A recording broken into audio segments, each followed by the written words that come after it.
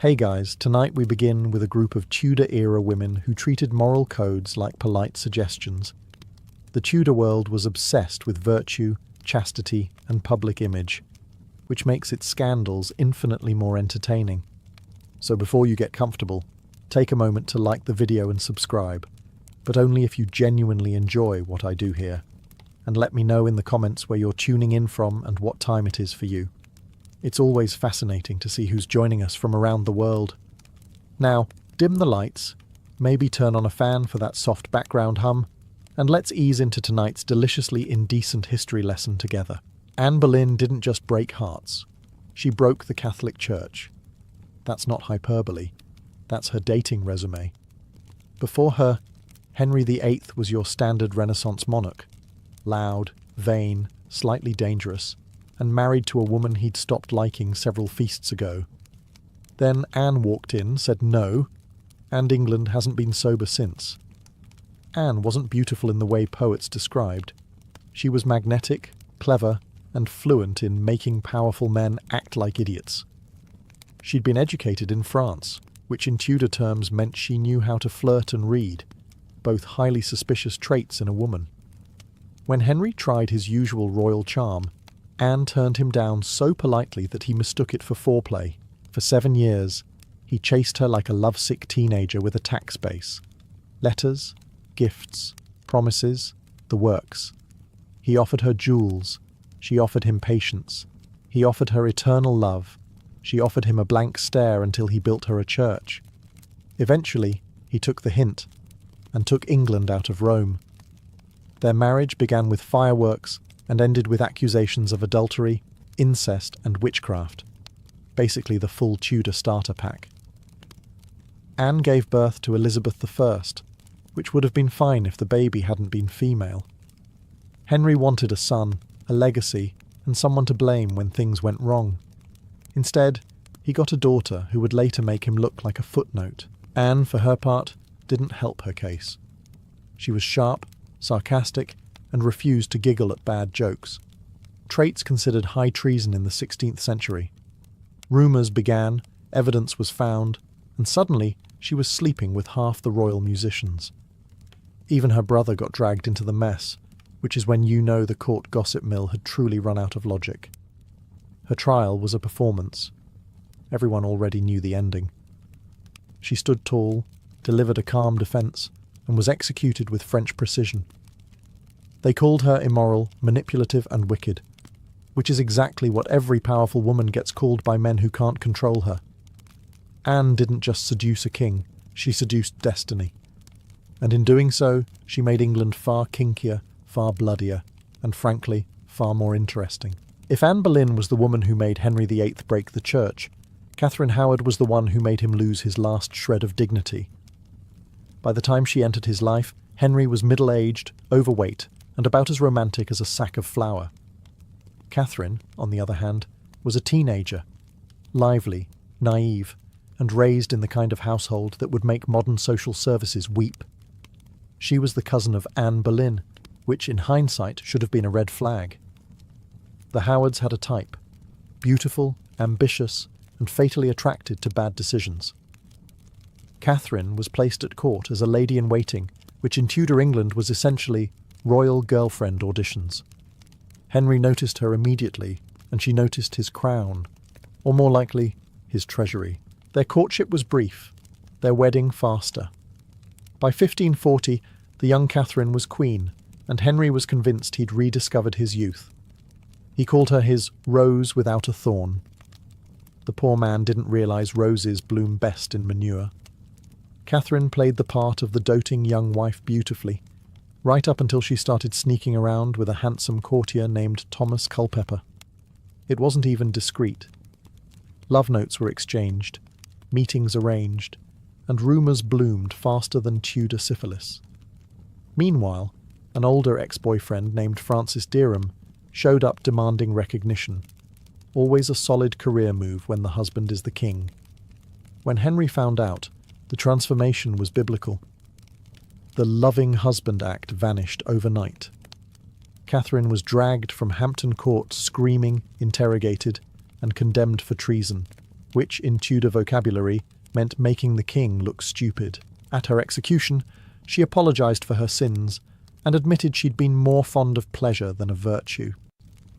Historians later debated whether she was innocent, foolish, or simply a teenager in the world's worst arranged marriage.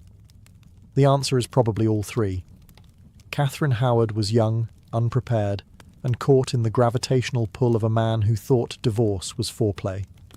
She entered history as a cautionary tale, proof that in Tudor England, love could get you a crown, lust could get you killed, and being both could get you remembered. Before Anne Boleyn seduced Henry VIII into rewriting the Bible, her sister Mary got there first, quietly, efficiently, and without breaking a single commandment. Mary was the prototype, charming, flirtatious, and blissfully unconcerned with long-term consequences. She was sent to the French court as a teenager, which was basically Europe's most expensive finishing school for scandal. There, she allegedly enjoyed French education in every possible sense. Rumoured lovers included King Francis I, who called her "my English mare." That's not a metaphor. That's exactly how politely the Renaissance handled slut-shaming. By the time she returned to England, Mary was already infamous for her diplomatic experience. Naturally, the Tudor court thought, perfect wife material. She married a minor nobleman named William Carey, whose main function in history was standing nearby while the king slept with his wife. Because soon after, Henry noticed her, and when Henry noticed, careers ended. Their affair was relatively quiet by royal standards. No divorces, no executions, just discreet gifts, hushed gossip, and the occasional royal baby no one wanted to talk about. Mary gave birth to 2 children, one of whom, Henry Carey, bore such a striking resemblance to the king that even the portrait painters started coughing politely. But Mary wasn't a schemer. She lacked her sister Anne's ambition or her survival instinct. When Henry grew bored, he moved on, and Mary was left with fading beauty and expensive bills. While Anne became queen, Mary was gently kicked to the sidelines, where she committed her greatest scandal yet, marrying for love. Her second husband, William Stafford, was a soldier of modest rank and no fortune. The Tudor elite were horrified. A Boleyn marrying for affection? Disgusting. She was banished from court for degrading herself, which, given that she'd previously been the king's mistress, seems a little late for moral outrage. Mary lived the rest of her life quietly in the countryside, poor but reportedly happy. A rare ending for a Tudor woman. No beheading, no imprisonment, no papal bull. Just peace, chickens, and the satisfaction of having outlived every single person who judged her. She started as a royal mistress and ended as a content wife, proving that sometimes the most perverted thing a Tudor woman could do was survive. Technically, Jane Shore belonged to the generation before the Tudors, but her legend was too scandalous for them not to steal. She was the original blueprint for every fallen woman story that followed. Intelligent, beautiful, morally flexible, and doomed to become a sermon illustration. Jane began as the wife of a respectable London merchant, the kind of man who probably smelled like accounting. Then she caught the eye of King Edward IV, a monarch with more charm than discipline. Their affair was an open secret. The court adored her, the church despised her, and Edward treated her like she was England's national pastime. But unlike most royal mistresses, Jane wasn't greedy or manipulative. She was genuinely kind, a rare and fatal trait in a royal mistress. She used her influence to help the poor, pardon prisoners, and convince the king to stop executing people before breakfast. In a court built on cruelty, she was the anomaly, a good person in the wrong job. When Edward died suddenly in 1483, Jane's luck expired with him. Richard III took power and needed a scapegoat to make himself look holy. Jane, being attractive, outspoken, and recently unemployed, was perfect.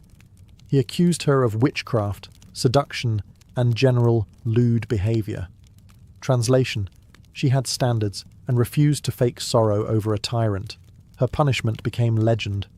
Forced to do public penance for her sins, she walked barefoot through London, wearing nothing but a thin white chemise, an outfit that managed to scandalise and entrance the crowd simultaneously. Chroniclers claimed the public wept for her. Realistically, half of them fainted, and the rest followed her home. But Jane survived. She lived long enough to see herself turned into a moral lesson, then into a folk heroine, and finally into a cautionary ghost story told by preachers who were secretly fascinated. Her true crime wasn't adultery. It was having a personality in a century that preferred women to be silent, ugly, and replaceable. Jane Shore never set out to become England's most famous penitent. But when the church tried to humiliate her, she turned repentance into theatre. And as every Tudor would later learn, a well-staged sin lasts longer than any virtue. Every royal court needs at least one woman who flirts with her pen. And in Henry VIII's court, that was Mary Shelton, a lady-in-waiting who could turn innuendo into literature and literature into trouble. She was Anne Boleyn's cousin, which already meant she was genetically predisposed to scandal. The Boleyns weren't a family so much as a dynasty of flirtation. They could cause a political crisis just by making eye contact. Mary fit right in, witty, educated, and fluent in the universal Tudor language of accidental double meaning. Her poems, preserved in the Devonshire manuscript, were an elegant cocktail of love, sarcasm, and mild filth. On paper, they were about faith and longing. In practice, they read like Tudor pickup lines with better vocabulary. She once wrote, "When I remember your parting face, mine heart doth ache in every place," which is beautiful, until you realise parting face might not mean what your high school English teacher thinks it does. Mary's verses were passed around court like gossip disguised as art. The Tudor elite adored poetry that sounded moral but felt indecent. It made sinning feel sophisticated. Her lines whispered of forbidden glances, lost kisses, and other things that would have earned her an exorcism if she'd been less charming. Rumour has it she also caught Henry's attention, though whether that was physical or poetic depends on how generous you feel toward Henry's reading comprehension. She was young, clever, and confident, 3 qualities he found both irresistible and deeply threatening. Fortunately, she never crossed the line into full mistress status, which probably saved her neck. Literally. Mary Shelton was part of that rare breed of Tudor woman who could seduce without touching, insult without being punished, and survive without apologising. While her more ambitious cousins were losing their heads, she was writing poems about heartbreak and probably laughing at everyone else's fate. History forgets most female poets of the 16th century, but Mary left her mark in ink, sharp, scandalous, and centuries ahead of her time. She never ruled a kingdom, but she conquered something arguably more difficult, staying witty, alive, and just perverted enough to make her poems immortal. Every Tudor scandal needs an accessory, and few wore that title better than Jane Boleyn, Lady Rochford. She was the kind of woman who could enter a room quietly and leave it on fire. Intelligent, observant, and terminally nosy, Jane didn't start scandals. She just poured oil on them and took notes. She married George Boleyn. Yes, that Boleyn, Anne's brother. A man whose charm didn't quite survive contact with reality. Their marriage was famously miserable. She found him arrogant. He found her exhausting. Somewhere between the insults and the silences, Jane decided that if she couldn't be loved, she might as well be feared. When her sister-in-law Anne Boleyn fell from grace, Jane stepped forward as a helpful witness. She testified that Anne and George were a little too close, and her words helped send them both to the chopping block. Historians still debate whether she did it out of jealousy, revenge, or just a spectacular lack of self-awareness. Whatever her motives, Jane became that rarest of creatures, a Tudor woman who survived someone else's downfall. For a while she kept her head down. Then along came Catherine Howard, Henry's teenage wife, and Jane thought, I could be useful again. She became the young queen's confidant, which, in Tudor terms, meant she carried messages, arranged secret meetings, and kept watch while Catherine indulged in extracurricular diplomacy with Thomas Culpeper. When the affair was discovered, Jane tried to act surprised, which was impressive, given that she had literally helped schedule it. The interrogation didn't go well. Under pressure, she broke down, ranted incoherently, and briefly went insane, which delayed her execution because it was considered impolite to behead lunatics. Once she recovered enough to stand upright, they killed her anyway. At her beheading, she apologized for slandering the innocent queen, meaning Anne.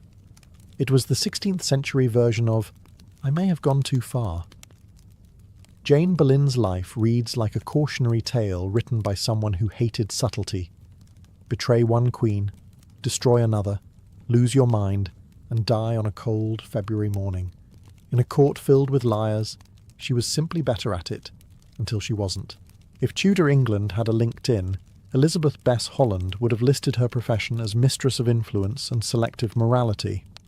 She wasn't royal, noble, or particularly well-born, but she had one talent that mattered in the 16th century.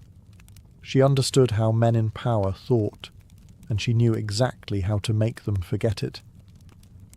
Bess became the mistress of Thomas Cromwell, the king's right-hand man, the original bureaucratic shark, who dismantled monasteries and people with equal efficiency. Cromwell was cold, brilliant, and allergic to affection, yet he kept Bess close. Historians suggest she softened him. More likely, she reminded him that pleasure still existed between executions. At court, Bess became both admired and feared. She wore silk when others wore linen, smiled when others prayed, and collected secrets the way other women collected jewellery. She was rumoured to have been helpful to more than one ambitious nobleman, though helpful, in Tudor slang, usually involved candlelight and regret. Cromwell's enemies whispered that Bess had too much access, too much influence, and far too little shame. That combination was fatal in a world where even queens got beheaded for looking smug. When Cromwell fell from grace, accused of treason, overreaching, and marrying Henry to the wrong woman, Bess vanished. One day she was draped in velvet. The next she was gone like spilled perfume. No trial, no record, just silence. Some say she fled abroad. Others believe she bribed her way into anonymity. A few romantic chroniclers insist she slipped into a convent, though the odds of Bess Holland volunteering for celibacy are roughly equal to Henry taking up veganism. What's certain is this. For a brief, glittering moment, she navigated the deadliest court in Europe, armed with nothing but wit, charm, and an unshakable talent for survival. Bess never got her portrait, her title, or her happy ending, but she got something rarer. She lived. In Tudor England, that was an achievement worth engraving on a tombstone. She remains the ghost of Cromwell's ambition, a courtesan in silk, forgotten by history but remembered by every man who thought he could control her, and learned otherwise. If ambition had a perfume in Tudor England, it would have smelled like Anne Seymour, Duchess of Somerset. Expensive, cold, and faintly poisonous. She was the kind of woman who didn't smile unless it was strategic.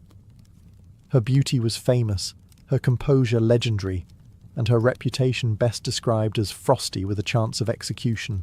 Anne married Edward Seymour, the brother of Jane Seymour, Henry VIII's third wife, and the only one who managed to produce a legitimate son without getting divorced or beheaded. That made Edward the uncle of the future king, and Anne the queen of every corridor that mattered. She wore her new status like armour, and treated the other ladies-in-waiting the way one treats unpaid interns, with mild contempt and sharp directions. When Edward became Duke of Somerset and Lord Protector for the young Edward VI, Anne effectively became England's unofficial queen, without any of the tedious humility that came with the actual crown.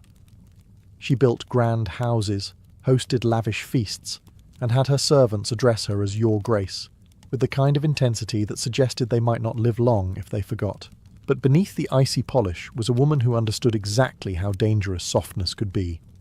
The court called her cold-hearted, but that was mostly projection from men who didn't enjoy being outmaneuvered by someone wearing pearls. Anne knew how to use silence as a weapon and charm as camouflage. She wasn't scandalous in the traditional sense. No lovers, no drunken feasts, no secret letters. Her perversion was subtler. She lusted not for bodies, but for power. Of course, in Tudor England, a woman who didn't giggle or faint was automatically suspicious. When her husband fell from favour and was executed, Anne was thrown into the Tower. Her crime? Being herself too efficiently. She was later released, but the damage was done. Her influence melted faster than candle wax at midnight. Anne Seymour died quietly, which for a Tudor noblewoman counts as a miracle.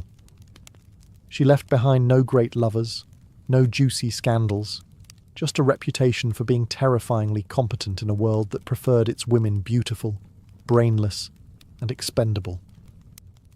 In short, Anne didn't seduce men. She intimidated them.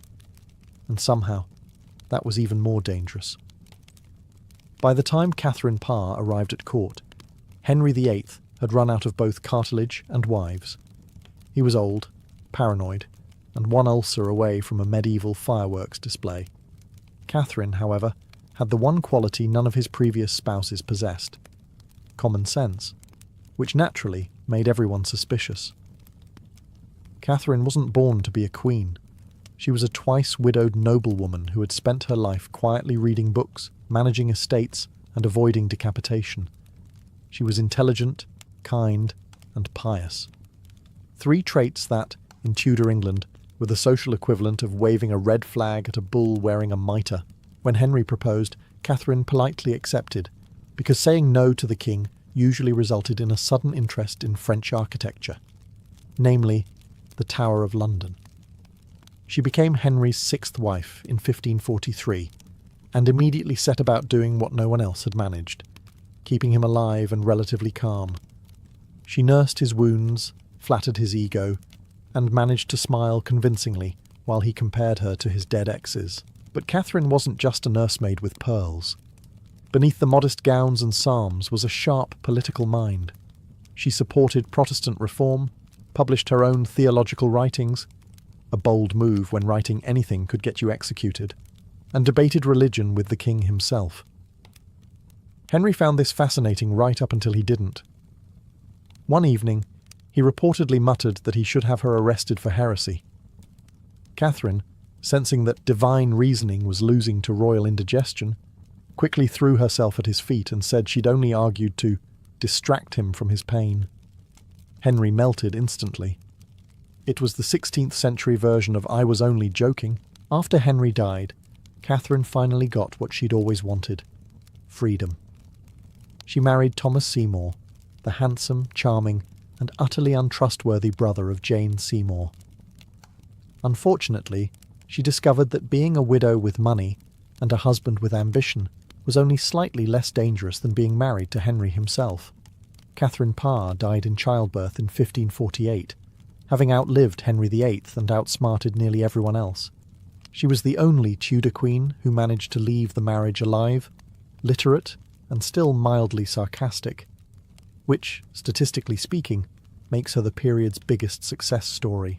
In a court full of loud scandals, Elizabeth Bessie Blount managed to become Henry VIII's mistress without setting the palace on fire, a rare achievement in an age when seducing the king usually led to public humiliation or sudden widowhood. Bessie was beautiful, charming, and, most dangerously, agreeable. Historians like to call her modest. What they really mean is smart enough to know when to stop talking. She first appeared at court as one of Queen Catherine of Aragon's ladies-in-waiting, a position that was basically the Tudor equivalent of being an unpaid intern in proximity to disaster. Henry noticed her during a dance, which was both flattering and deeply unsafe. He liked her grace, her youth, and above all the fact that she didn't argue with him about theology. Their affair was short, sweet, and surprisingly scandal-free. No public letters, no temper tantrums, no continental wars. Bessie understood the first rule of royal romance: never outshine the monarch. She was discreet to the point of invisibility, which ironically made her irresistible. When she became pregnant, the entire court pretended not to notice, which is impressive considering subtlety wasn't really the Tudor brand. In 1519, she gave birth to Henry Fitzroy, the king's only acknowledged illegitimate child, a name so grand it sounds like he came pre-packaged with a crown. Henry adored the boy, showered him with titles, and even considered making him heir. For a brief moment, Bessie's son stood on the edge of destiny, until he died young, as most Tudor heirs inconveniently did. As for Bessie, she handled motherhood and royal discard with equal composure. Henry rewarded her with a nice marriage to a quiet gentleman named Gilbert Taleboys, essentially the Renaissance version of an early retirement package. She bore him more children, avoided gossip, and lived long enough to see her more ambitious successors lose their heads, literally. Bessie Blount wasn't a schemer or a saint. She was a woman who understood the dangerous mathematics of power: one affair, one son, and 0 executions. In the blood-soaked soap opera of Tudor England that made her practically a genius. While others chased crowns, Bessie chose survival, and in Henry's England, that was the most seductive move of all. If Tudor England were a chessboard, Frances Howard would have been the queen who smiled sweetly while knocking over all the other pieces. Born into the powerful Howard clan, professional survivors of royal mood swings, Frances was raised on court politics, gossip, and the unshakable belief that sin is just strategy with better lighting. Her story unfolded during the tail end of the Tudor age, when the crown had passed to the morally exhausted Stuarts, but the court's appetite for scandal hadn't dimmed one bit. Frances was young, stunning, and inconveniently married to a man she despised, Robert Devereux, the Earl of Essex, who, despite his title, had all the sexual charisma of a damp tapestry. Bored and beautiful is a dangerous combination. Frances fell in love with Robert Carr, the king's favourite, which in plain English means the man His Majesty liked to flirt with while pretending not to. To be with Carr, Frances needed an annulment, and in Tudor law that required proof her marriage hadn't been consummated. So she told the court that her husband could not perform. Then, just to prove it, she allegedly smuggled in a substitute woman for him to fail with in front of witnesses. Imagine the world's worst dinner party, but with legal implications. Her annulment succeeded, and she married Carr. For a while it looked like a fairy tale, until a man named Sir Thomas Overbury wrote a poem calling her immoral. Naturally, she poisoned him. When caught, she denied everything, then admitted it, then insisted it was justified. This strategy didn't win her friends, but it did get her imprisoned in the Tower with her husband. Most Tudor women in that situation ended up beheaded or forgotten. Frances, however, flirted her way into a royal pardon. She and Carr were released, disgraced but alive, which statistically counts as a victory in Tudor England. She lived quietly afterward, occasionally popping up in gossip as a fallen woman turned devout. Whether that was genuine repentance or just another performance, we'll never know. Frances Howard was proof that in a world run by men, the most perverted thing a woman could do was refuse to play the victim and still get away with it. If you wanted to map out Henry VIII's family tree, Margaret Douglas would sit somewhere near the top, probably rolling her eyes. She was his niece, the granddaughter of Henry VII, and therefore royal enough to be important, but not quite important enough to be safe. In Tudor England, that was like being born holding a target. Margaret had beauty, charm, and the kind of romantic instincts that make biographers sigh heavily. Her life was a sequence of forbidden love stories, each ending in prison, scandal, or both. She treated royal bloodlines the way other people treated horoscopes. Interesting, but not a deal-breaker. Her first great disaster was Lord Thomas Howard, uncle to Anne Boleyn and professional bad idea. Their romance bloomed while Henry VIII was busy dismantling his own marriage. The king, never fond of being upstaged in matters of love, declared their engagement treasonous. Both were imprisoned in the Tower. Thomas died there, while Margaret got out after promising not to fall in love again. Naturally, she immediately did. Her second affair with Charles Howard got her locked up again. You'd think she'd have learned, but Margaret had the soul of a poet and the self-preservation instincts of a candle in a gale. Every man she chose was either politically radioactive or already claimed.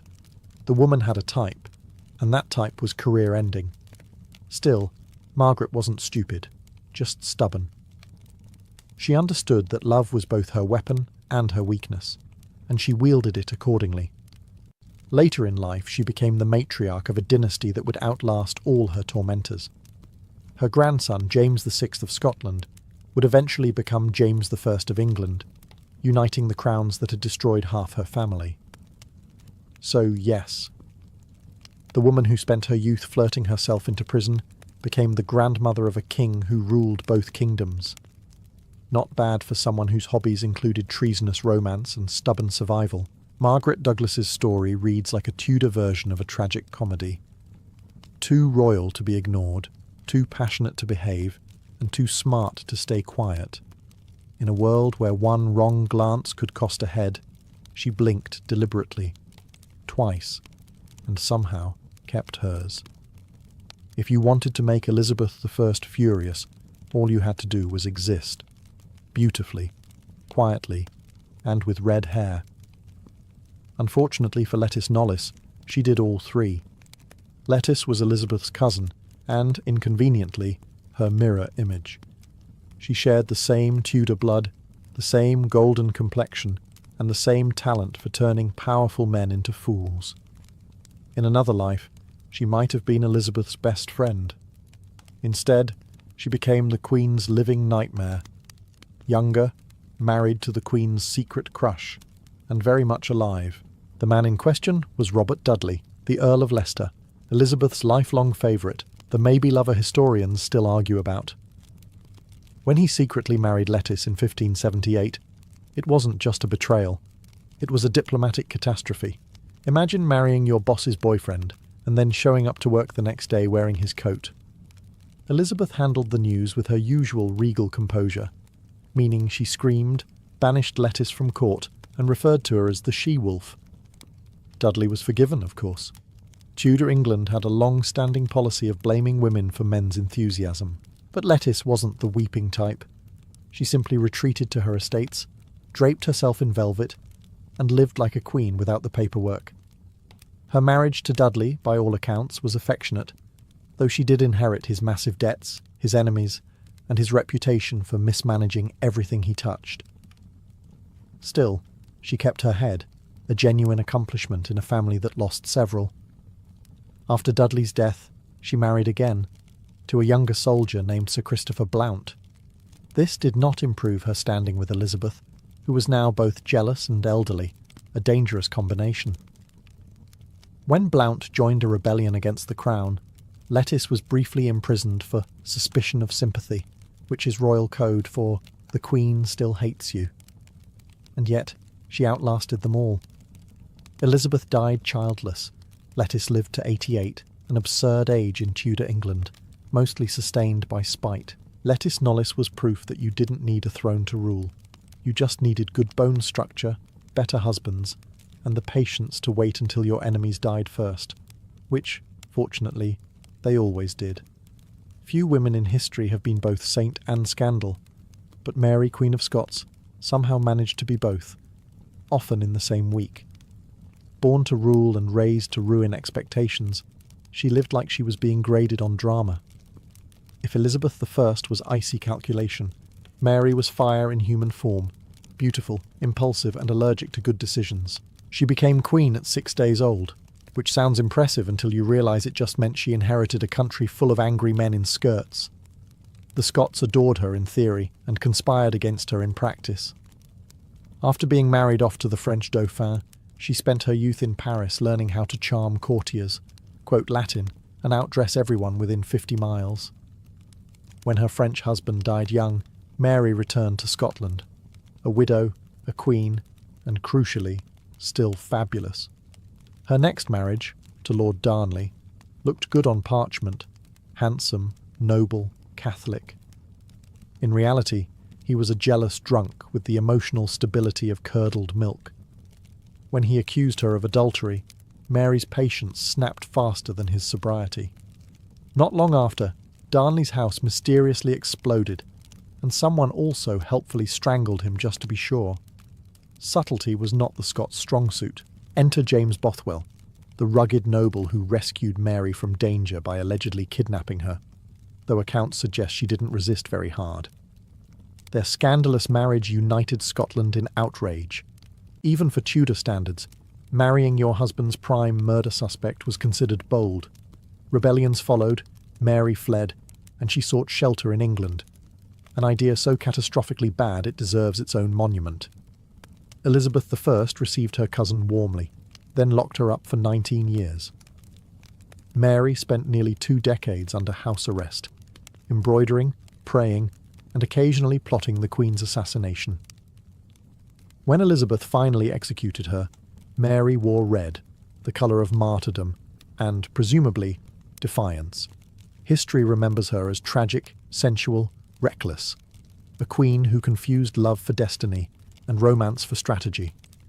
But to be fair, her story ended exactly as she lived, loudly, beautifully, and one dramatic gesture away from sainthood. Mary, Queen of Scots, didn't rule her fate. She seduced it. And fate, predictably, couldn't resist. If the Tudor dynasty were a tragic play, Elizabeth I would be the final act, the one where everyone's dead, the stage is on fire, and somehow the last character still looks impeccable. They called her the Virgin Queen, though history has been winking at that title for 5 centuries straight. Elizabeth inherited a nation that was broke, divided, and traumatized by her father's marital hobbies. Her childhood resume included watching her mother beheaded, her stepmothers vanish mysteriously, and her own imprisonment by her sister. By the time she became queen, she'd learned the 2 most important Tudor survival skills: trust no one and accessorize like your life depends on it. She was brilliant, cunning, and allergic to marriage proposals. Every European prince tried, Spain, France, even the Holy Roman Empire. But Elizabeth treated matrimony like it was the plague. Her stock answer was, "I am married to England," which sounds noble until you realise England was the most demanding husband imaginable. Still, the gossip never stopped. Her relationship with Robert Dudley, the dashing Earl of Leicester, remains one of history's favourite will-they-won't-they tragedies. He was charming, handsome, and married, a trifecta of Tudor danger. When his wife conveniently fell down a staircase and broke her neck, Elizabeth's court whispered murder. The Queen handled it like a professional, by pretending not to hear anything. For all her talk of chastity, Elizabeth surrounded herself with handsome courtiers who wrote her poetry so steamy it would have made a monk sweat. Yet she maintained her image as untouchable, the eternal flirt who never crossed the line. Historians still debate whether that restraint was virtue, calculation, or simply excellent time management. Her reign was long, glorious, and occasionally psychotic. She crushed the Spanish Armada, funded pirates she called privateers, and bankrupted herself on gowns, jewels, and flattery. When she died in 1603, unmarried and childless, she left behind an empire, and about 10,000 unanswered rumours. Elizabeth's so-called virginity was her greatest political weapon. It made her sacred, desirable, and impossible to control. She didn't need a husband. She made an entire continent compete for the title. The Tudor line ended with her, but her legend didn't. The Virgin Queen never gave herself to anyone, which in a way means she owned everyone.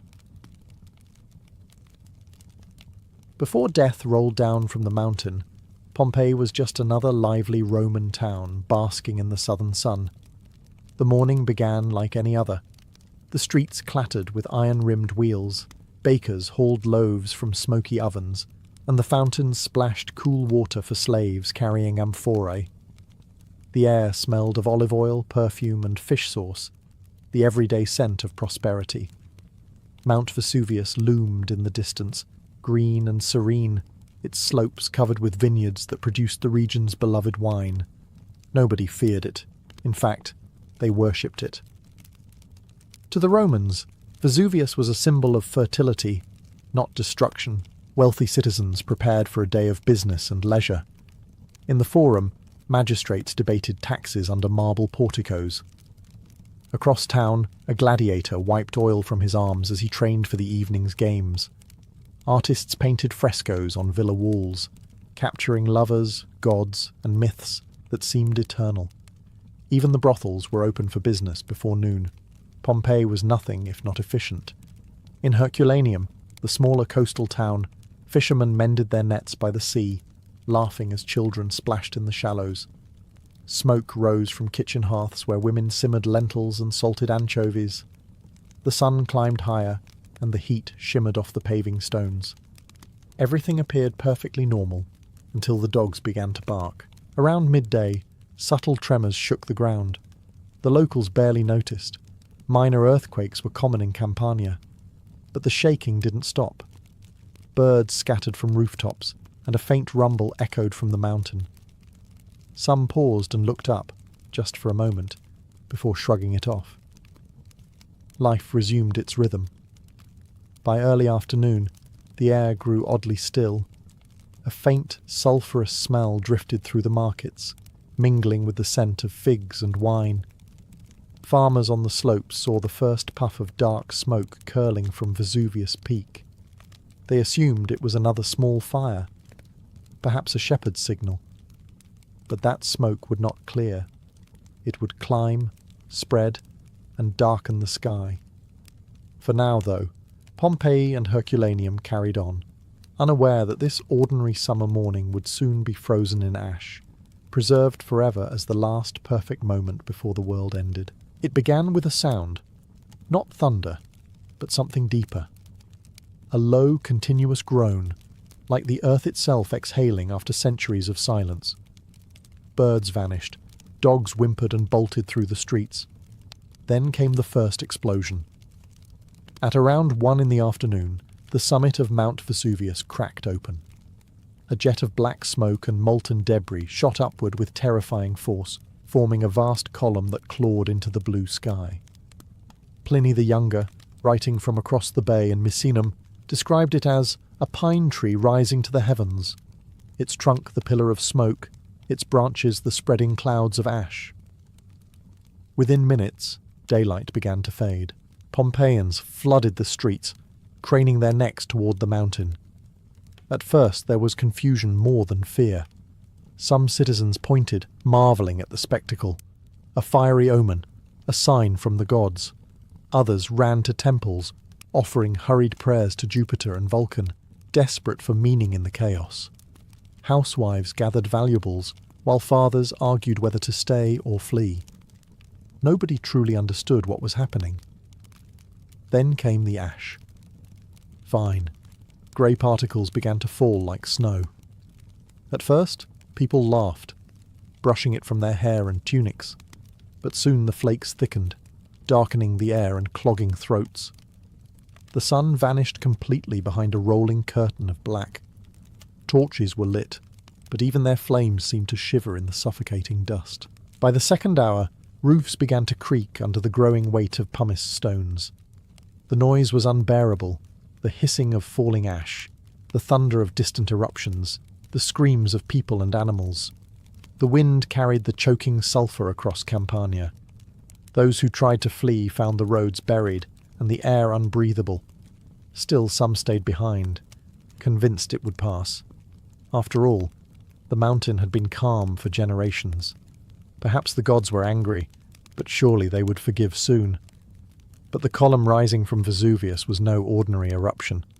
It was 20 miles high and growing, feeding a rain of molten rock and fire that would not stop for 18 hours. The people of Pompeii had witnessed the first omen, and failed to understand that the end had already begun. By midday, the mountain's fury was absolute. The sky over Pompeii had turned from blue to a dense, bruised grey. The sun vanished behind the volcanic cloud, and the city fell into an eerie twilight. People stumbled through the streets, covering their mouths with cloth, their eyes streaming from the sulphur. Every breath tasted of burnt stone and smoke. The ash no longer fell gently. It came down like hail, thick and hot, coating every surface in grey powder. Roofs bowed. Statues disappeared beneath the weight. Inside houses, families huddled together with oil lamps, listening to the muffled roar that never stopped. Each hour it grew louder, like an endless thunderstorm trapped inside the earth. Doors and windows rattled. The wealthy tried to flee with their jewels and servants, but the streets were buried ankle-deep in ash and pumice. Wagons overturned, horses collapsed in terror. There was nowhere to go. Every road led back to the mountain's wrath. Then came the lightning. Flashes of fire danced within the volcanic plume, illuminating the chaos below. Some swore they saw the gods themselves in the sky, Jupiter hurling bolts in anger, Vulcan hammering deep beneath the crater. Superstition spread faster than the smoke. Priests shouted prayers, others tore their tunics begging for mercy, but the gods had gone silent. In Herculaneum, closer to the sea, the situation was different but no less dire. The wind spared them from the ash, for now, but the earth shook violently. Walls cracked. The sea began to retreat from the shore as if drawn by some unseen force. Fishermen ran toward the beach in confusion, not realizing the water was gathering for something far worse. Back in Pompeii, darkness deepened. The streets filled with cries, of mothers clutching children, of men calling for lost relatives, of animals trapped in stalls. Some sought shelter in temples, others dug trenches, hoping to wait it out. A few, with grim determination, went back home to protect what they owned, unaware they were sealing their tombs. The air was now unbreathable, the world shrinking to a few feet of visibility. Ash covered everything, homes, bodies, dreams, until Pompeii itself began to disappear beneath the mountain it once adored. By the time night should have fallen, it was already darker than night. The volcanic column over Vesuvius, now miles high, began to collapse under its own weight. From it came a storm of pumice stones, burning fragments of rock, and molten debris hurled down upon the city. Each impact echoed like hammer blows. Roofs caved in, porticos splintered. The proud marble temples of Pompeii cracked and crumbled under the assault. People ran blindly through the chaos, clutching torches that did nothing against the suffocating blackness. Some tied pillows to their heads for protection, others hid beneath tables or in cellars. The air glowed red, flickering with bursts of lightning trapped within the swirling ash. The gods no longer seemed angry. They seemed absent altogether. Only the mountain spoke now, and its voice was endless thunder. Across the city, chaos turned to desperation. Streets became rivers of pumice, rising fast and hot. Slaves tried to free their masters' carriages, but the wheels stuck in the accumulating debris. Families shouted to one another through walls already cracking from the tremors. One man dragged his elderly father through the streets, both coughing blood from the sulphur. Another tied a cloth around his child's face and whispered a prayer, though his voice was drowned by the mountain's roar. Then came the rocks, larger, heavier, deadly. Each one slammed into the ground with the force of a catapult. Anyone caught outside was crushed. The smell of burning oil, charred timber, and flesh filled the air. In the amphitheatre, where crowds had once cheered gladiators, only silence remained. The ash falling evenly over the marble seats like a burial shroud. In Herculaneum, the situation took a sinister turn. The retreating sea had exposed the seabed, littered with gasping fish. Many ran toward it in wonder, just as a wall of steam and fire surged back from the horizon. The first pyroclastic surge racing toward the shore. It was over in seconds. Those who saw it never had time to scream. Back in Pompeii, the people huddled in their homes believed the worst had passed. They were wrong. The rain of fire was only the beginning. Beneath the ash, something far deadlier was forming. An invisible tide of heat and gas that would sweep everything away. As dawn approached, though no one could see it, Vesuvius unleashed its deadliest weapon.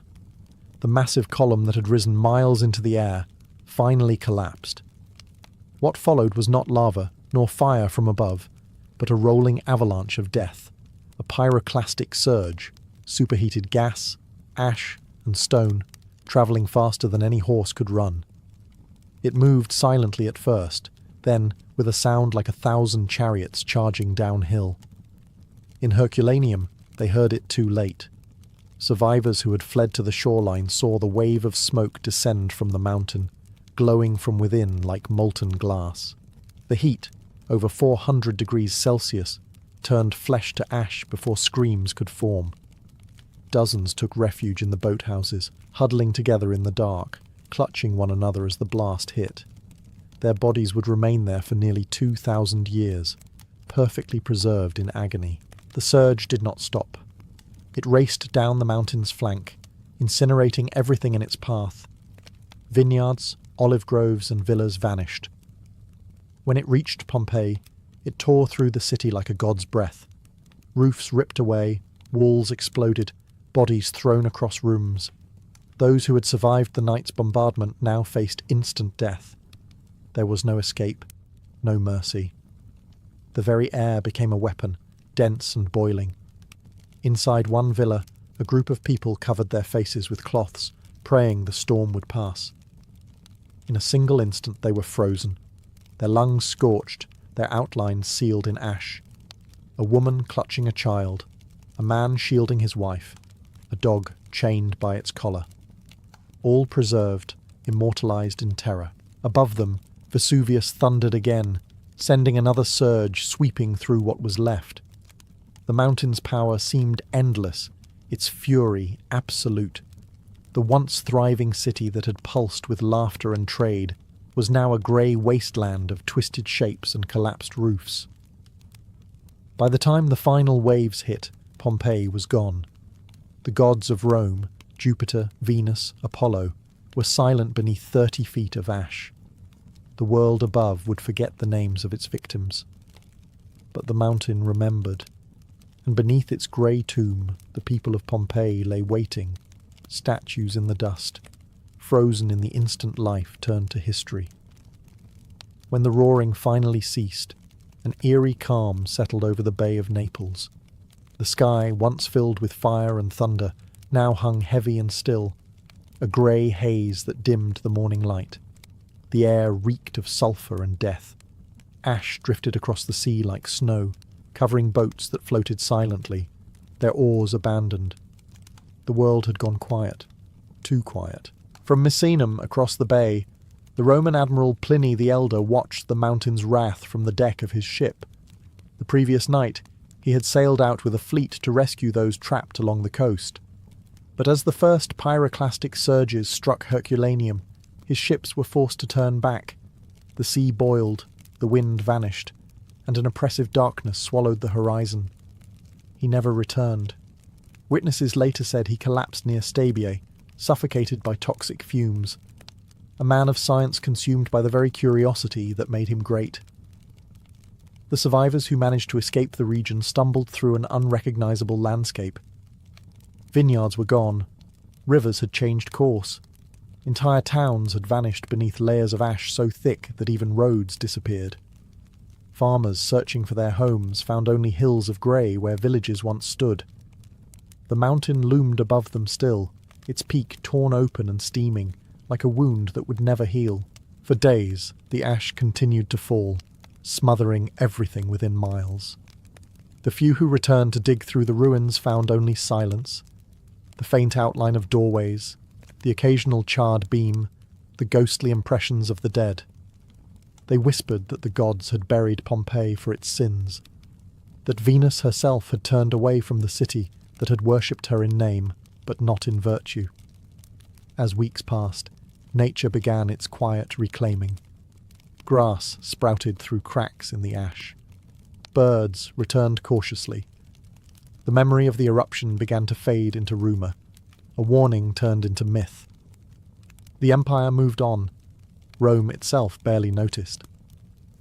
The cities of Pompeii and Herculaneum slipped beneath history's surface, sealed in their ashen tombs, and for almost 17 centuries they slept, waiting for the day when their story would rise again from the dust. Centuries passed. Grass grew over the buried towns, and the memory of Pompeii faded into legend. Farmers ploughed fields over the ash, unaware that beneath their feet lay entire streets, frozen in the moment of death. The mountain, now quiet and deceptively calm again, became part of the landscape once more. Travellers passing through Campania saw only fertile soil and olive groves, never imagining the vast necropolis sleeping below. By the Middle Ages, the name Pompeii had vanished from maps. The Romans who survived the disaster had long since died, and their descendants no longer knew where the city had stood. Some believed it had been swallowed by the sea. Others whispered that the gods had buried it on purpose as punishment for arrogance. And so the mountain was left alone, its story buried as deeply as its victims. Then, in 1599, a canal digger unearthed something strange.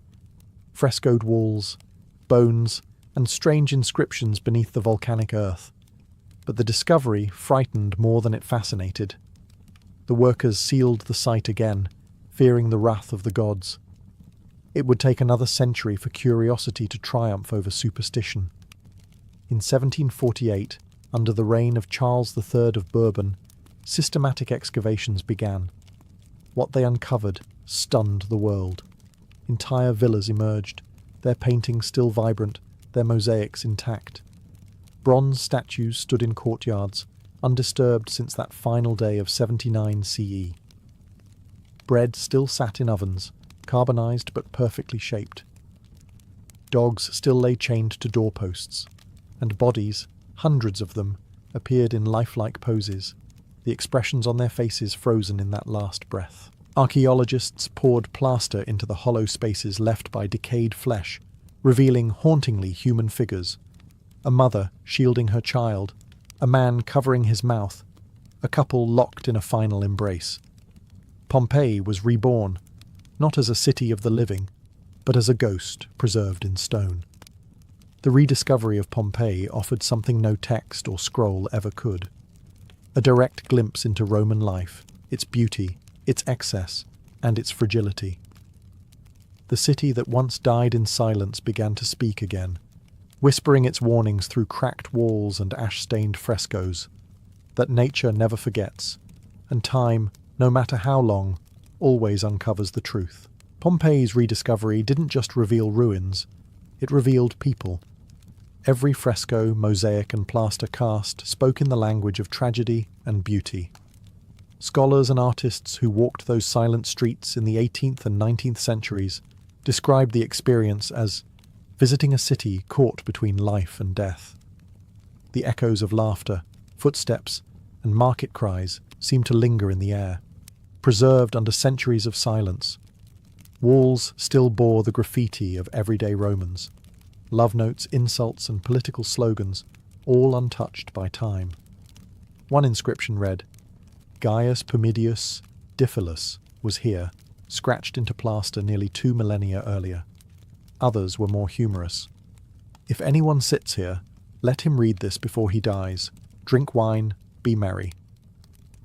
The wit of a people long dead survived their bodies. Pompeii was no longer just an archaeological site. It was a diary written by the doomed. But as more of the city was uncovered, fascination began to mingle with discomfort. The plaster figures, locked forever in the moment of death, were too human. Mothers, slaves, children, and lovers, their expressions clear and heartbreaking. Visitors came to stare, some moved to tears, others morbidly curious. Museums filled with relics, silver cups, jewellery, even carbonized loaves of bread, each one a silent testament to ordinary lives abruptly halted. By the late 19th century, Pompeii had become a symbol of impermanence, a warning carved in ash. Writers and poets came to walk its streets, Dickens, Goethe, Twain. They found in the ruins both horror and intimacy, a civilization that had everything and lost it in a single day. Artists painted it as a romantic tragedy. Scientists studied it as a geological marvel. Yet, beneath every interpretation, the same unease lingered, that what happened once could happen again, and indeed, it could. Vesuvius still smoked quietly on the horizon, its slopes now dotted with villages. Locals farmed the same soil that had buried their ancestors. Tourists admired the view, without thinking too long about what slept below. The mountain, patient and silent, waited.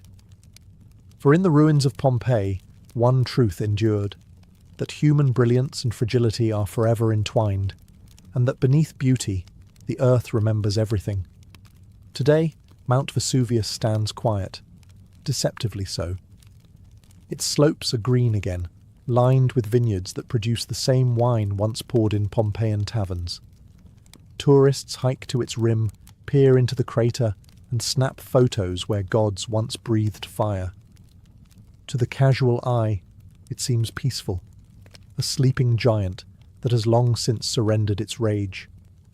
But beneath that serene facade lies a cauldron still alive, simmering in silence. Scientists know this. The magma chamber hasn't cooled. It waits. At its feet, modern Naples bustles, a city of millions living in the shadow of ancient death. Children play soccer on the same plains where ash once fell like snow. Farmers plough fields that hide the bones of emperors' subjects. Each year, tremors ripple through the region, reminders that the earth is not as stable as it looks. Locals shrug them off, just as the Romans did in 79 CE. Human memory is short, and the mountain is patient. Volcanologists monitor it constantly. Sensors buried deep record its every pulse, its every whisper. Maps outline evacuation zones. Plans are drawn and redrawn. But even experts admit, if Vesuvius were to erupt again, there would be chaos. The population around it is far greater now than in Roman times. The fertile land that once sustained an empire still tempts those who choose to live close enough to lose everything again. And yet, Vesuvius remains strangely magnetic. Pilgrims of history and curiosity climb its slopes to gaze upon the plains where two cities vanished. From above, they can still trace Pompeii's outline: streets, walls, amphitheatres, a fossilized heartbeat of Rome's golden age. The silence there feels heavy, almost reverent. The city may be gone, but its story pulses stronger than ever. The eruption of 79 CE was more than a tragedy. It was a mirror. It showed that civilizations, however powerful, exist on borrowed time. That beauty, art, and order can vanish in an instant. Vesuvius sleeps now, its breath hidden beneath centuries of calm. But its shadow stretches through time, reminding us that beneath every moment of peace, the world's fire still burns, unseen, waiting, eternal. Long before the crowds screamed his name, Scorpus was nothing. A slave boy born into dust and danger. He wasn't born in Rome, but likely in Hispania, a far province where fate had cruel hands. Captured or sold into servitude, he was trained young for the violent ballet of the Circus Maximus, the arena where horses, wheels, and men blurred into thunder. There, boys like him were moulded into racers, their childhood traded for speed. The life of a charioteer was no child's game. Training began before sunrise. Scorpus learned to control 4 horses, the quadriga, while balancing on a wooden platform no wider than a door. One slip, and you'd be dragged to death, your body crushed beneath the hooves. The instructors were ruthless. The arena did not forgive mistakes, and neither did Rome. He was property, a tool for entertainment. But in the empire, even a slave could chase glory. Charioteers who survived long enough could earn their freedom and unimaginable wealth. The factions that ruled the circus, the reds, blues, greens, and whites, were more than sporting teams. They were empires of their own, each with patrons, political influence, and fanatic supporters who painted city walls with slogans of devotion. Scorpus began in the stables of one of these factions, shoveling manure, grooming horses, and watching races from the shadows. But the boy had something others didn't: precision, nerve, and a terrifying calm under chaos. He could read a horse's breathing, predict a rival's mistake, and turn the chariot's reins like an artist flicking a brush. When he finally entered his first race, the crowd hardly noticed him, a nameless slave among legends. But when the gates opened and the horses exploded into motion, Scorpus handled his reins with impossible grace. He took the inside curve so tight that even veterans flinched. Dust rose, wheels screamed, and by the final lap, His name was on every tongue. He crossed the finish line not as a slave, but as a promise, a new star in the making. The crowd roared his name, and for the first time, Scorpus looked up at the imperial box and thought, maybe the gods have noticed me after all. The Circus Maximus, Rome's heartbeat, its madness, its addiction. It could hold 250,000 people, each one shouting, betting, praying for victory.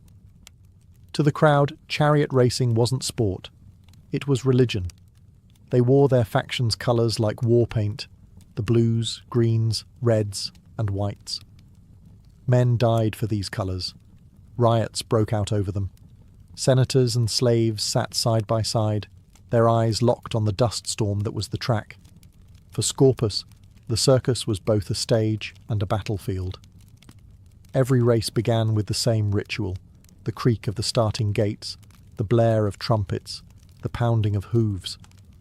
7 laps, 1,200 metres each, and every inch could kill you. The trick wasn't just speed, it was nerve. The corners, the mete, were killers. Too wide, and you'd lose time.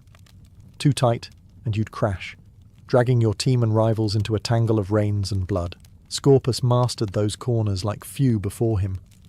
He became known for his precision, the way his chariot seemed to brush death without fear. Crowds gasped when he cut the turn so close the wheel nearly kissed the post. His control was supernatural. Even veteran drivers stared in disbelief. To the people, Scorpus wasn't just a racer. He was possessed by the gods of speed themselves. As victories piled up, so did the fame. His name appeared on graffiti across Rome. Scorpus, the pride of the greens. Victory to Scorpus? Children carved it into walls. Vendors sold small clay figures of him and his horses. Fans chanted his name in taverns and argued about him in the baths. He was everywhere, the Empire's first true celebrity athlete. But with fame came pressure. The factions were ruthless. If you lost, they replaced you. If you won, they worked you to exhaustion. Every race carried the risk of death, a snapped axle, a broken rein, a fall beneath the hooves. Scorpus knew it. He had seen too many friends dragged into the dirt. Yet he kept racing, kept winning, as if he were outrunning fate itself. The crowd adored him, and the gods, as always, were watching. To understand Scorpus, you had to understand his world, a city divided not by politics or class, but by colours. The factions ruled Rome's passions. The greens and the blues were the giants, their rivalries so fierce that they often spilled from the circus into the streets. Supporters brawled in taverns, sabotaged stables, and even bribed officials to fix races. The reds and whites lingered as lesser powers, but their fans were just as devoted. Scorpus rode for the greens, the faction of speed, style, and ruthless ambition. Their stables were filled with the Empire's best horses, imported from Numidia and Hispania, animals worth more than villas. To win for the greens meant wealth, women, and immortality. To lose meant ridicule, or worse.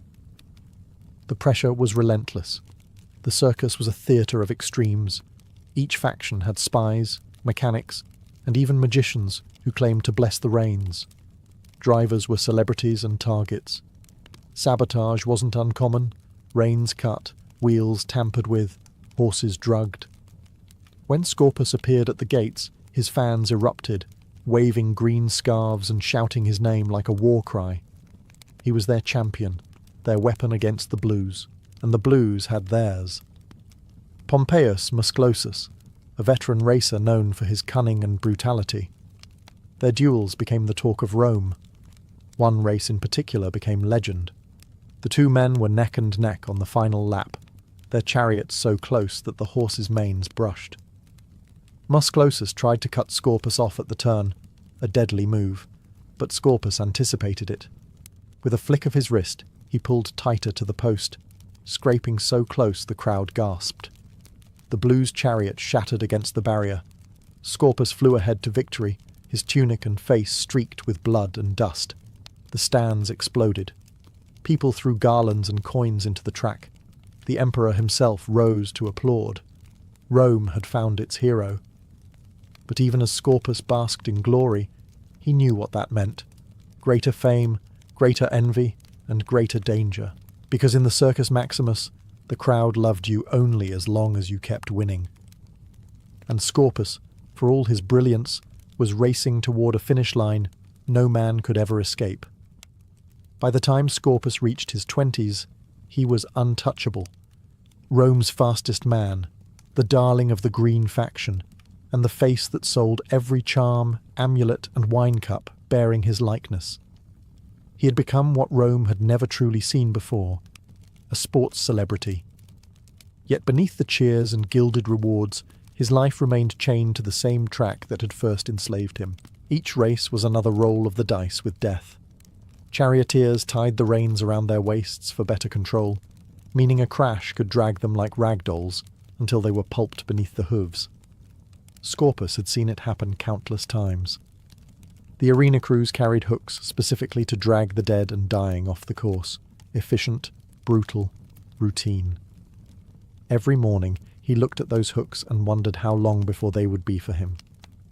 But still, he raced. The more he won, the more the people demanded. Merchants sold tiny lead tokens stamped with his face, used for bets or as lucky charms. Children scratched his name into the walls. Scorpus brings victory. Wealthy patrons threw fortunes at him for sponsorships. He was a freedman now, but freedom in Rome was a performance. To stay adored, he had to keep winning. He pushed harder, racing more than anyone else, sometimes several times a day. His rivals began to fear him, but fear turned to hatred. Rumours spread that his horses were bewitched, that he bribed priests, that the Greens fed him drugs for strength. In truth, he was simply obsessed. Winning was no longer about gold or fame. It was about proving that a slave could rise above the empire that had once owned him. The wear began to show. His body ached, his reflexes dulled, but he refused to slow down. "Scorpus cannot lose," fans shouted, and he believed them. Each morning, as he stood in the chariot yard lacing the reins, he stared at the mountain of wreaths, trophies, and gold plates that lined his chamber, proof of his immortality. Yet somewhere deep inside, he knew what every charioteer knew but never said aloud.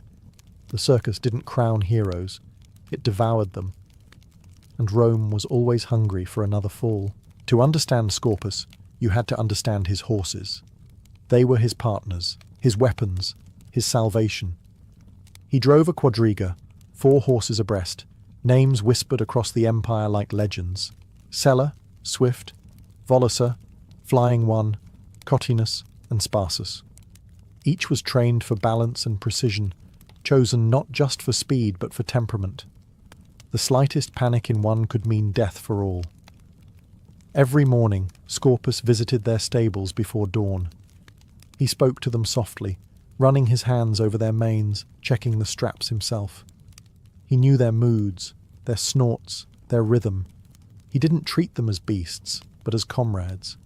The bond between charioteer and horse was sacred, one built on trust forged in terror. In a race, the horses had to respond to the flick of his wrist, the pressure of a rein, or even a shouted word in the chaos of thunderous hooves. The Greens spared no expense in training. The horses were bathed in olive oil, fed mixtures of barley and honey, and massaged after every run. Rome adored them almost as much as the drivers. Children could name them, poets praised them. But to Scorpus, they were more than fame. They were family, the only beings who knew what it was like to fly on the edge of death. During races, Scorpus spoke to his team like a general commanding soldiers.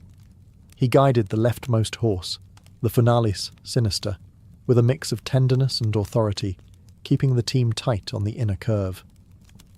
It was a delicate balance of brutality and grace. When they moved, they became one, a living storm of muscle, dust, and willpower. There were moments, fleeting but unforgettable, when Scorpus felt weightless. The crowd disappeared, the dust parted, and he could feel the pulse of the horses as if it were his own heartbeat. Those moments were his reward, the illusion of control over chaos, of mastery over fate. Yet every time the gates opened, the gods rolled their dice again. One stumble, one cracked wheel, one frightened horse, and the fastest man in Rome could become another corpse on the sand. But Scorpus had never been one for safety. He was born in the dust, and he intended to die in the wind. As Scorpus' victories multiplied, so did his fortune. By his mid-20s, he was richer than most senators.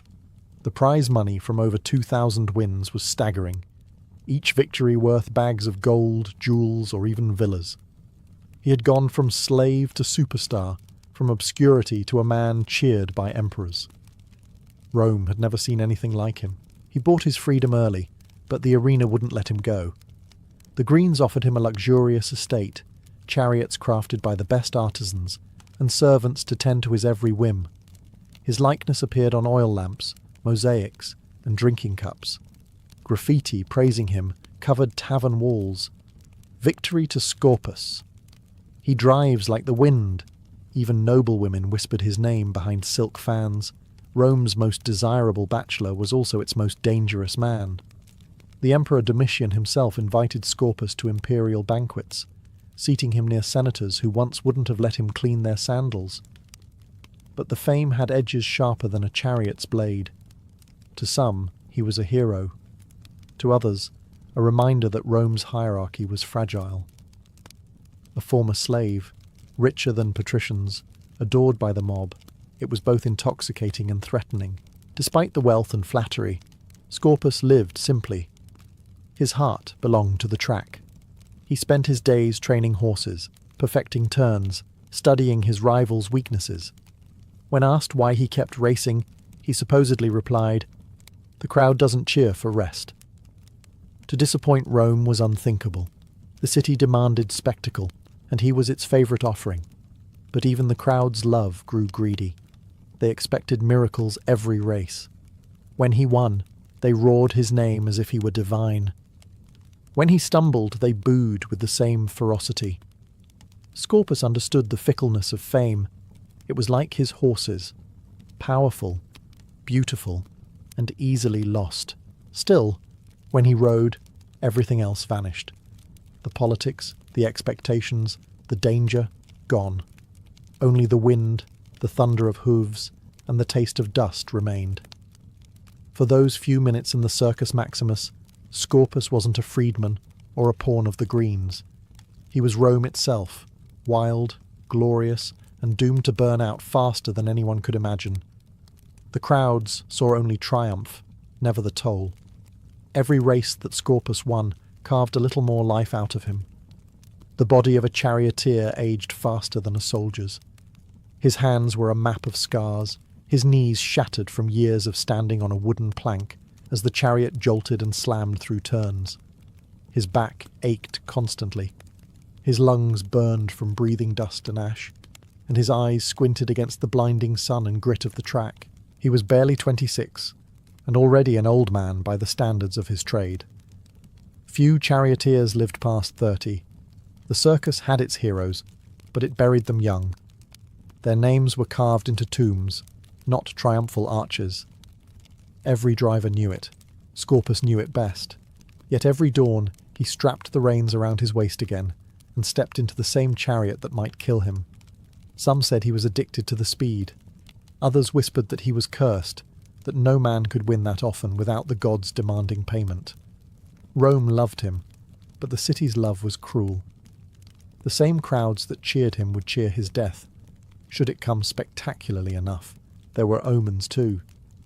A chariot wheel that cracked before a race, the sudden death of one of his favourite horses, strange dreams that left him shaken. His friends begged him to slow down, to retire while still whole. He smiled and waved them off. "The race ends when the sand drinks the blood," he joked, the kind of joke only a man who's tasted death could make. Still, the unease grew. His rivals muttered that he'd tempted fate too long. Priests warned that Fortuna's wheel turned fastest for those at the top, but Scorpus couldn't stop. For him, life outside the circus wasn't life at all. The roar of the crowd, the trembling ground, the moment when the horses broke free from the gates, that was his existence. And somewhere deep down, he must have known that his next victory could be his last. Rome didn't build legends to last forever. It built them to burn brilliantly, and then vanish in the dust. It was a cold morning in the winter of 95 CE when Scorpus climbed into his chariot for what would become his final race. The sky above the Circus Maximus was a flat, grey sheet, the kind of light that dulled the shine of the armour and made the dust look like ash. The crowd didn't care. They filled the stands as they always did, roaring for the greens, the blues, the reds, the whites. But when Scorpus appeared at the starting gates, even the noise shifted. Rome knew greatness when it saw it. The horses, Sella, Volusa, Catinus, and Sparsus, stamped and snorted, sensing the tension. Scorpus leaned forward, murmuring to them, as he always did, steadying their breath and his own. He had done this thousands of times, but that morning, something in him felt distant, as though he were watching himself from outside his body. Perhaps it was fatigue. Perhaps it was fate. The horn sounded. The gates flew open. 12 chariots burst forward like a storm unchained. Dust exploded into the air. The roar of the crowd became a single, endless wave. Scorpus took the inner track, his signature move, cutting so tight the wheels grazed the turning post. He was in second place by the 4th lap, his green tunic streaked with sweat and grime. Then it happened. On the 6th lap, as he rounded the bend, one of his horses stumbled. The left rein snapped.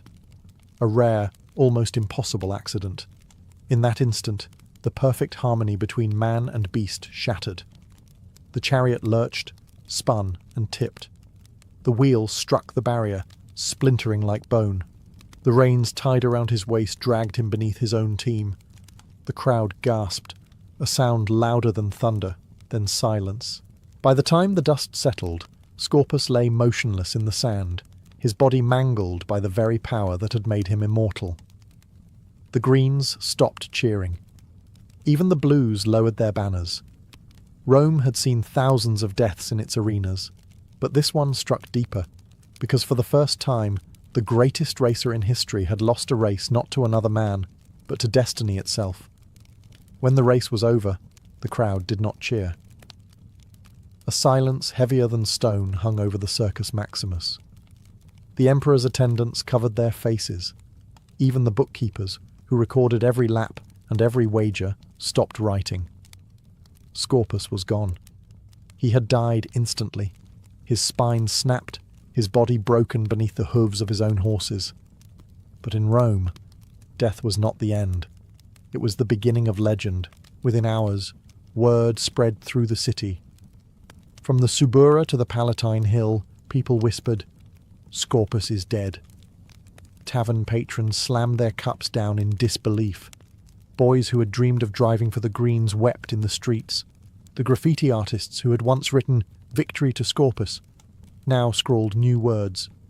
Rome mourns her champion. The Greens held his funeral with imperial honours. His body was carried through the streets draped in emerald cloth, his helmet shining in the sunlight one last time. Musicians played dirges while the crowd threw flowers and laurel wreaths along the path. The emperor himself ordered a monument built, a marble relief showing Scorpus holding the palm of victory, forever frozen in triumph. His epitaph, found centuries later, read, "I am Scorpus, carried off by the envy of swift fate at the age of 26, after winning 2,000 victories." Even in death, the record stood unmatched. He had lived faster and brighter than anyone of his age, and Rome never forgot. In time, his story became a symbol of glory, of mortality, of Rome's insatiable hunger for spectacle. Later racers invoked his name before entering the arena, praying for even a fragment of his luck and his courage. The poets compared him to Achilles, doomed to greatness that could not last, and though centuries passed, the dust of the Circus Maximus still holds his ghost. Archaeologists have found carvings of his name on walls, tiny tokens stamped with his likeness, and the faint traces of hoofprints in the hardened sand.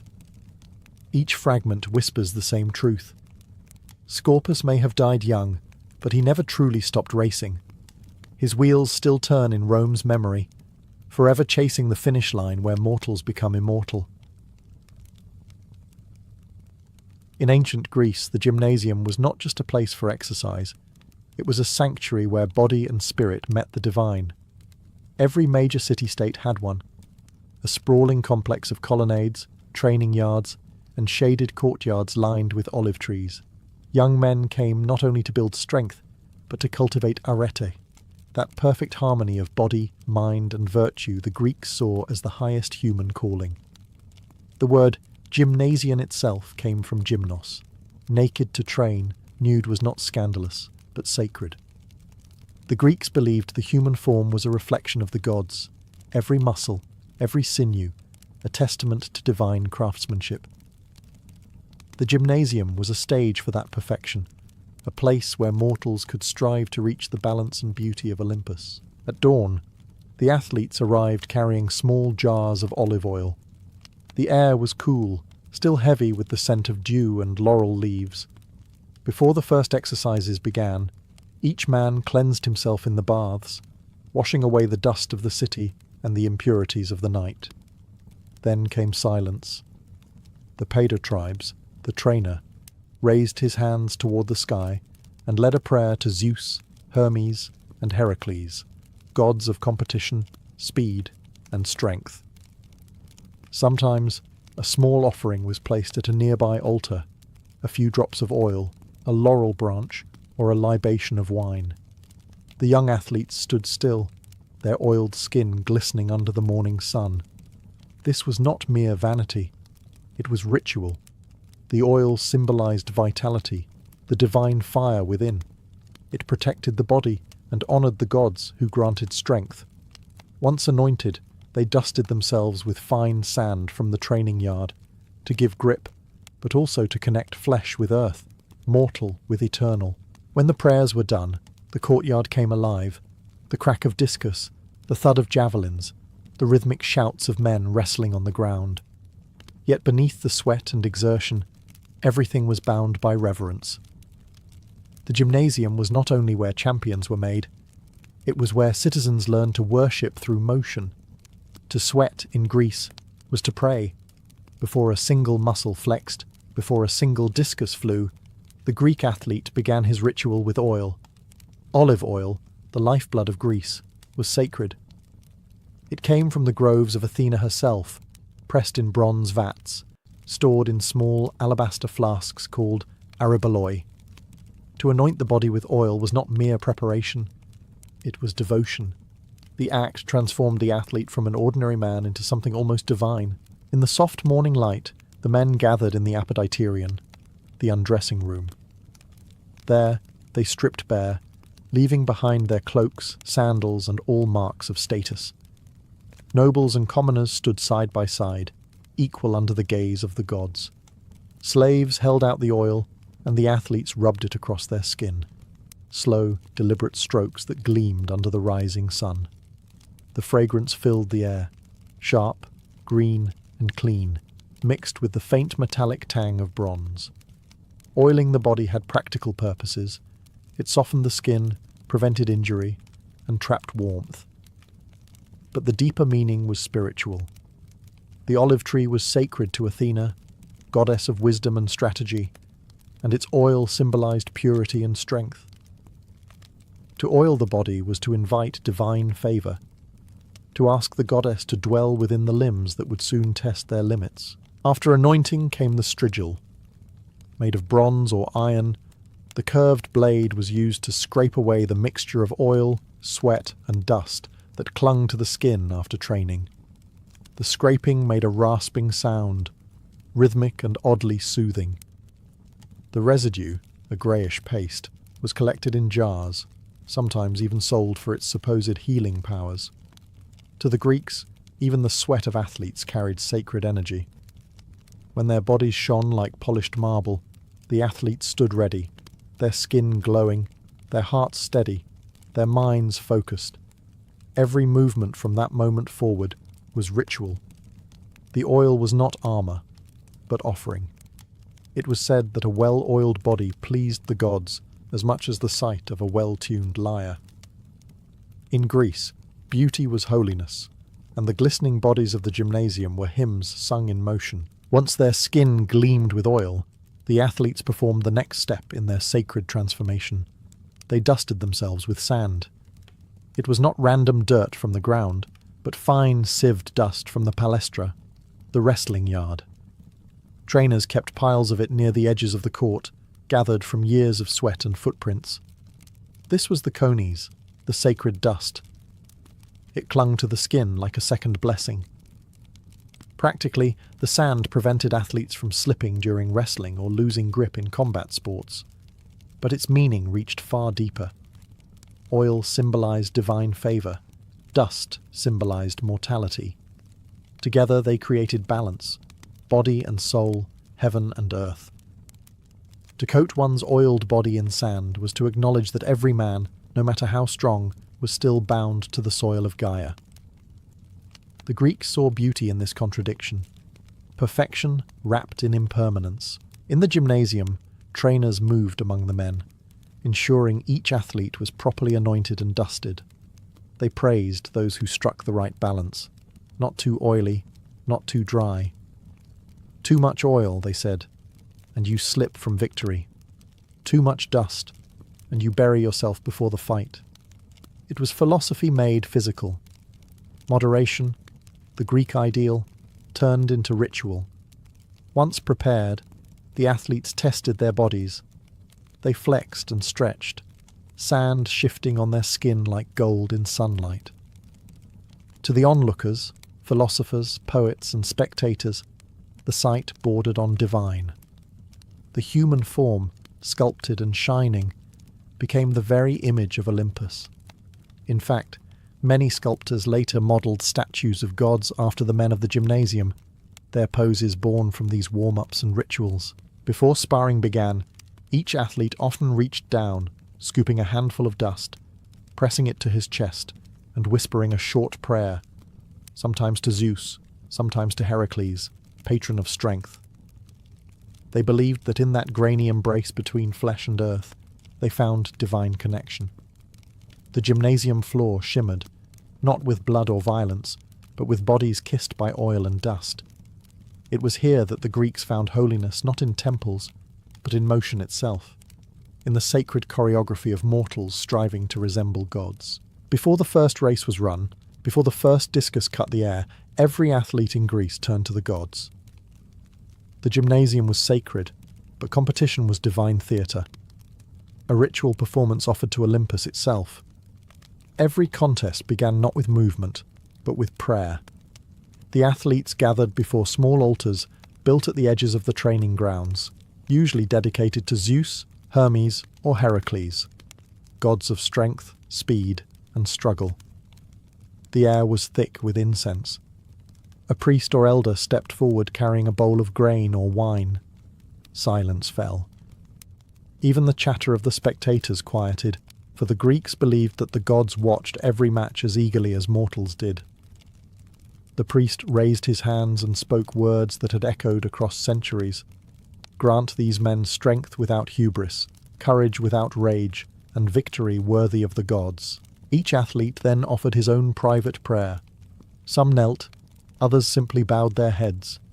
They might whisper to Hermes for speed, to Apollo for grace, to Zeus for triumph, or to Nike, the winged goddess of victory, asking that her favour rest lightly upon their shoulders. The offerings were simple but symbolic. Small cakes of barley, splashes of oil, or sprigs of laurel. No athlete dared enter the field without honouring the divine order that governed both fate and fortune. To compete without prayer was unthinkable, almost blasphemous. It meant arrogance, the worst sin in the Greek world. Even champions knew their victories were borrowed, gifts lent by the gods that could be snatched away without warning. Many athletes made vows before the games. If they won, they would dedicate their olive crown to Zeus, or donate their prize money to the local temple. When When the prayers ended, the tension broke. The crowd erupted in cheers, flutes began to play, and the competitors stepped onto the sand, their bodies gleaming, their spirits calm.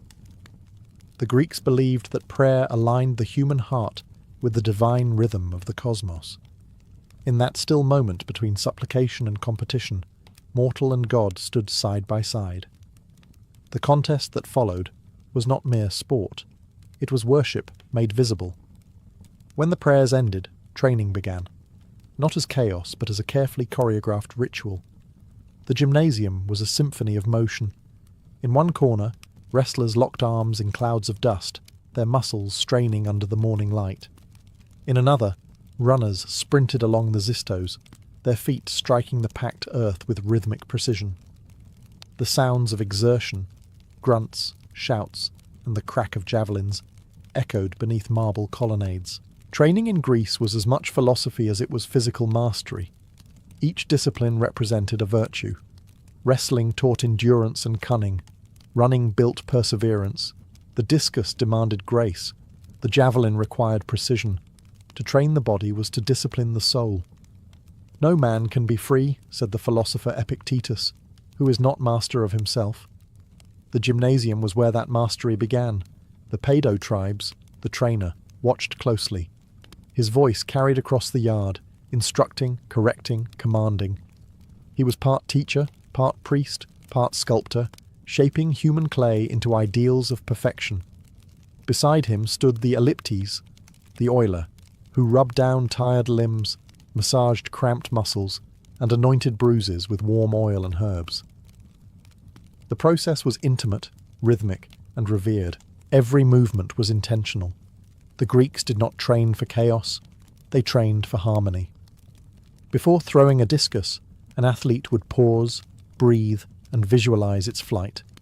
Before wrestling, he studied his opponent's stance, not to dominate him brutally, but to outthink him. Mind and body acted as one. The goal was not simply victory, but sophrosyne, balance, restraint, self-awareness. Spectators sometimes gathered along the peristyle to watch. They came not for entertainment, but for inspiration. To see a man move with perfect rhythm and control was to glimpse divine order in human form.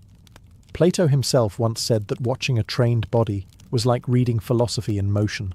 By midday, the courtyard shimmered with heat, and the athletes' bodies glistened with oil and dust. The training ended as it began, in ritual calm. They stood together in silence, breathing deeply, their hearts steady. The gymnasium was not only a place to prepare for competition, it was a living altar where Greece worshipped the body as the bridge between Earth and Olympus. The gymnasium was more than a place of training. It was a brotherhood. Within its marble walls, men of every background came together, farmers, soldiers, poets, and aristocrats. Here, rank meant nothing. Every man stripped bare, united by sweat, discipline, and shared devotion to the gods. The equality of the gymnasium was sacred, a reminder that before the gods, all mortals were the same. Conversations flowed freely between exercises. Young men debated philosophy as they rested beneath the porticos. "What is virtue?" one might ask, while rubbing the dust from his shoulders. Another would quote a line from Homer, or challenge a companion to a race to settle the matter. Socrates himself was said to have frequented gymnasia, arguing ideas of courage and love among the athletes. The Greek gymnasium, in this way, became both a school and a sanctuary, a place where the mind trained as rigorously as the body. Older men served as mentors, teaching not only techniques but ideals, humility in victory, dignity in defeat, and respect for the opponent. Younger athletes were taught to compete not for personal glory alone, but for the honour of their polis. Rivalries were fierce, but respect was absolute. Even enemies could clasp hands after a match, bound by the shared understanding that both had served something higher. After training, men bathed together in the lutron, a ritual of cleansing that erased the dirt of competition and restored equality. The oil and sand that once marked exertion were washed away, leaving the water cloudy, but the spirit renewed. It was said that these baths were where true friendships, and sometimes political alliances, were born. Yet, this brotherhood wasn't purely physical. It carried moral weight. To betray your comrades in the gymnasium was to betray your city. To train without integrity was to insult the gods. The gymnasium shaped not just athletes, but citizens, men whose strength served community before self. In the rhythm of shared training, the Greeks found something eternal: unity through excellence. To sweat beside another man was to understand him. To compete honourably was to love him as a brother. And in that brotherhood, the Greeks believed, the divine could dwell among mortals. All the discipline of the gymnasium led to one purpose: the sacred games. For the Greeks, competition was not simply sport, it was ritual worship. Each major festival, from the Olympic to the Pythian, was held in honour of a god. The gymnasium served as the forge where athletes were refined for this divine theatre. When the time came, the competitors left the training yards and journeyed to Olympia, Delphi, Nemea, or Isthmia, places where mortals met the gaze of immortals. Before the games began, the athletes swore an oath at the altar of Zeus, promising to play fair, to cheat neither man nor god. Sacrifices were offered: oxen, doves, libations of wine, and the smoke rose into the summer air, carrying prayers to the heavens. Then, the contestants entered the stadium barefoot and glistening, their bodies gleaming with the same olive oil that had sanctified their training. The spectators filled the stands, chanting city names, waving branches of laurel and olive. The games were more than entertainment. They were living proof that excellence was divine. The Greeks believed that when a man pushed his body to its limits in honest struggle, the gods watched with delight. To win was not just fortune, it was a sign of divine favour. Every event had its own rhythm of ritual. Runners stood at the starting line, touching the earth before rising to salute Zeus. Wrestlers poured oil on their arms, then dust, each movement deliberate, almost prayer-like. Javelin throwers traced the flight of their weapon in the air before releasing it, whispering Hermes' name. Even the noise of the crowd carried a sacred energy, a collective hymn to human glory. Victory was rewarded not with gold, but with a simple wreath of wild olive or laurel, a crown more powerful than any jewel. The winner's name was carved into stone, sung by poets, and painted on vases. He would return home as a hero, paraded through his city, sometimes fed for life at public expense. But the Greeks never saw these contests as mortal vanity. They were offerings, gifts of muscle, sweat, and endurance to the gods who had given man his strength. In the sand and the sunlight, the line between athlete and deity blurred. When the contests ended and the shouting of the crowd faded into memory, the rituals of the gymnasium were not over. Victory or defeat mattered less than purification, for both were gifts from the gods. Every athlete, bruised and coated in dust, returned to the lutron, the bathhouse adjoining the training grounds. It was here that the physical and spiritual cleansing began. The attendants prepared basins of cool water mixed with herbs and oils. Bronze strigils glinted in the lamplight, ready to scrape away the day's labour. The athletes stood silently as the elliptes, the oiler, poured water over their shoulders. The first sound was always the same, the hiss of water meeting hot skin, followed by the rhythmic scrape of metal. Oil, sweat, and sand came away in grey ribbons, leaving the body bare again, renewed, almost reborn. But this cleansing was more than hygiene. It was a symbolic act, a shedding of mortal toil. The Greeks believed that competition, though sacred, stirred powerful passions: pride, envy, wrath. To cleanse the body was to restore harmony to the soul. Even the victors submitted humbly to the ritual, for arrogance before the gods was unforgivable. The loser, meanwhile, was comforted with equal reverence. Both had honoured Zeus with their effort, and the water erased all differences. Once clean, the athletes were anointed again with fresh olive oil, not for battle, but for peace. the scent of the oil mingled with incense rising from nearby altars. Priests offered thanks for the safe return of all competitors, while poets recited hymns celebrating the day's contests. The gymnasium, once roaring with exertion, now echoed softly with murmured prayers and splashing water. In the evenings, men gathered under the colonnades to eat, discuss philosophy, and reflect on the lessons of the day. For the Greeks, the cleansing after the contest completed the sacred cycle: struggle, purification, and reflection. It reminded them that strength without humility was meaningless. By nightfall, the courtyard glowed with torchlight, the air rich with oil and laurel smoke. The athletes' bodies, now clean and calm, seemed carved from marble once more. In their quiet stillness, the Greeks saw something divine, proof that through ritual and discipline even mortals could touch eternity.